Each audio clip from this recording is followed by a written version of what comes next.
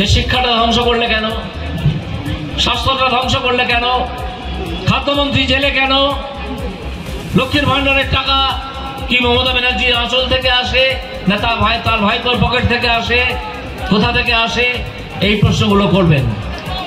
তোমার মুখ্যমন্ত্রী, যাকে আমরা আর মুখ্যমন্ত্রী বলে মানি না, আমি তো মানিই না, কিভাবে বলতে পারেন যে ভারতবর্ষের বিচার ব্যবস্থা নাকি বিজেপির বিচার ব্যবস্থা? কাল তিনি এই কথা বলেছেন, আপনারা নিশ্চয়ই সেই বক্তৃতা ক্লিপিং আপনাদের কাছে এসে পৌঁছেছে। আমি প্রশ্ন তুলেছি যে এখন খোঁজ নেবার সময় এসেছে যে এই মমতা ব্যানার্জি ভারতবর্ষের নাগরিক নাকি তিনি অন্য কোথাও থেকে এসেছেন? কোথা থেকে এসেছেন তিনি রোহিঙ্গা নন তো? এই প্রশ্ন আজ আমাদের তুলতে হবে।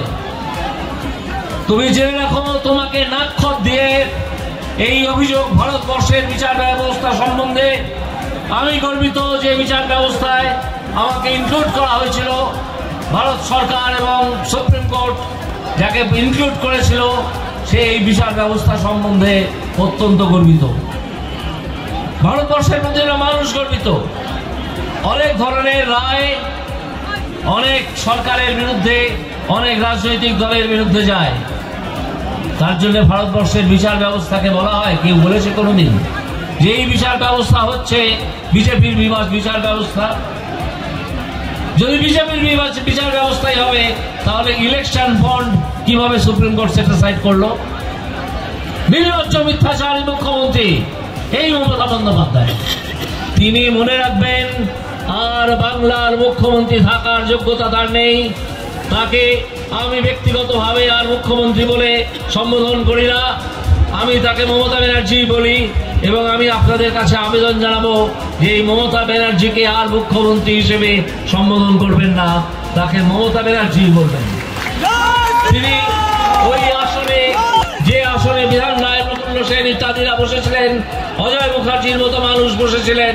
এই অজয় মুখার্জি এই তমলুকের মানুষ বসেছিলেন, প্রফুল্ল সেন আরামবাগের মানুষ, বিধান রায় কলকাতারই মানুষ।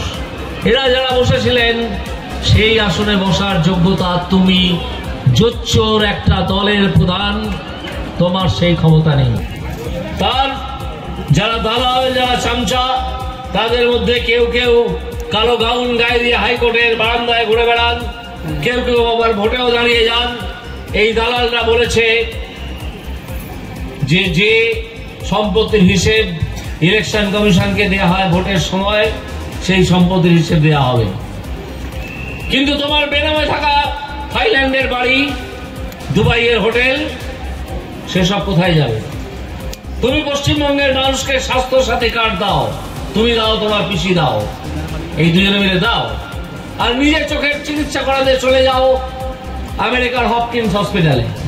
কেন যাও? তাহলে পশ্চিমবঙ্গের চিকিৎসা ব্যবস্থাকে এইরকম জায়গায় তোমরা নিয়ে এসেছো যার উপর তোমার নিজেরই আস্থা নেই।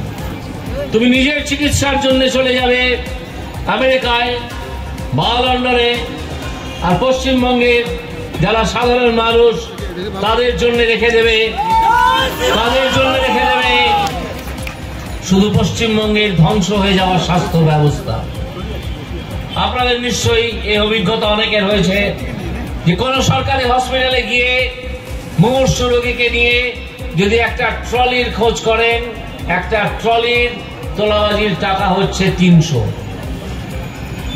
টাকা। আপনি একটি দালালের হাতে গুঁজে দেবেন, যে দালাল তৃণমূলের সদস্য, আপনারা খোঁজ দিলেই জানতে পারবেন, তার মুখ অনেকে চেনেন এলাকার মানুষেরা, তখনই তো আপনি একটা ট্রলি পেয়ে যাবেন। যখনই আপনি 7,000 টাকা দেবেন তখন আপনি একটা ফ্রি বেড পাবেন। এর নাম নাকি ফ্রি বেড। আমাদের ভিডিও ভালো লাগলে লাইক এবং শেয়ার করুন। কমেন্ট সেকশনে গিয়ে জানান আপনাদের মতামত। আরো ভিডিও পেতে আমাদের চ্যানেল সাবস্ক্রাইব করুন এবং প্রতি মুহূর্তে খবরের আপডেট পেতে প্রেস করুন বেল আইকন।